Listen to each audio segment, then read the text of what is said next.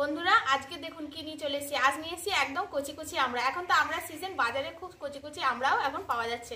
তো এই আমরা দিয়ে আমার ঠাকুমা একরকম পোস্ত দিয়ে চাটনি বানাতো। তো এই আমরা পোস্ত চাটনির রেসিপি আজকে আমি আপনাদের সাথে শেয়ার করবো। নমস্কার বন্ধুরা, আমি শম্পা রান্নাঘরে আপনাদের অনেক স্বাগত। তো চলুন বন্ধুরা রেসিপিটা শুরু করি। প্রথমে এই আমড়াগুলোকে পরিষ্কার করে ধুয়ে কেটে নেবো। আর বন্ধুরা প্লিজ বন্ধুরা আপনারা ভিডিওটা সম্পূর্ণ প্রথম থেকে শেষ পর্যন্ত দেখবেন। তো চলুন আমড়াগুলো এখন কেটে নিয়ে আগে খুব পরিষ্কার করে এরকম করে ধুয়ে কেটে নিয়েছি। আর এখানে উনুন জ্বালিয়ে কড়াটা বসিয়ে দিয়েছি। এবার দিয়েছি অল্প একদম সামান্য সর্ষের তেল। এবার দিয়ে দেবো 5 ফোড়ন আর দিয়ে দেবো 2টো কাঁচা লঙ্কা ফাটিয়ে। হয়ে গেছে, এবার আমড়াগুলোকে দিয়ে দেবো।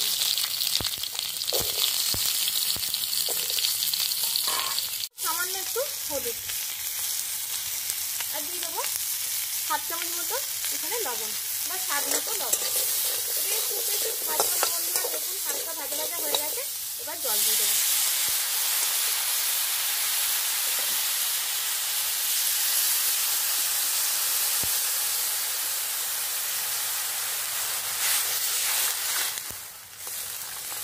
দিয়ে এটাকে ফুটতে দেবো প্রথমে।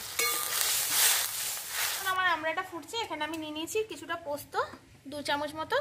পোস্তটা বেটে নেবো। এর মধ্যে আর কিছুই দেবো না, শুধু পোস্তটাই আমি এখানে বেটে নেবো।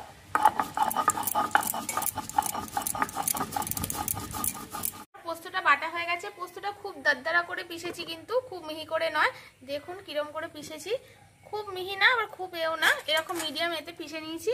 এবার 10 মিনিট হয়ে গেছে, এবার আমরা এটা খুলে দেখবো। দেখুন আমরা তো সিদ্ধ হতে বেশি সময় লাগে না, দেখুন খুব সুন্দর সিদ্ধ হয়ে গেছে একদম। তো যখন দেখবেন এরকম সিদ্ধ হয়ে গেছে, তারপরে দিয়ে দেবো স্বাদ মতো চিনি। আপনারা যেটা মিষ্টি খাবেন দেবেন। আর এখানে এবার দিয়ে দেবো এই পোস্ত বাটাটা। এইটা দিয়েই বন্ধুরা আপনাদের 1 থালা ভাত খাওয়া হয়ে যাবে। এটা চাটনি বলে বটে, কিন্তু খেতে খুবই সুন্দর হয়। এবার দিয়ে দেবো এই পোস্ত বাটাটা।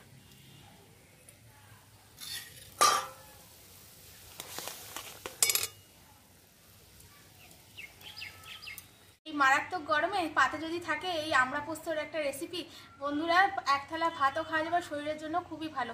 এরকম নিত্য নতুন আরও রেসিপি পেতে প্লিজ বন্ধুরা আমার চ্যানেলটিকে সাবস্ক্রাইব করে শেয়ার, লাইক, কমেন্ট করে দেবেন। পাশে থাকা বেল আইকনটা প্রেস করে রাখবেন, যাতে আমাদের ভিডিও সবার আগে আপনাদের কাছে পৌঁছে যায়। যারা ফেসবুক থেকে দেখছে, ভালো লাগলে পেজটিকে ফলো করে রাখবেন। সবাইকে সুস্থ থাকবেন, ভালো থাকবেন, সাবধানে থাকবেন। আজকের মতো টাটা বন্ধুরা।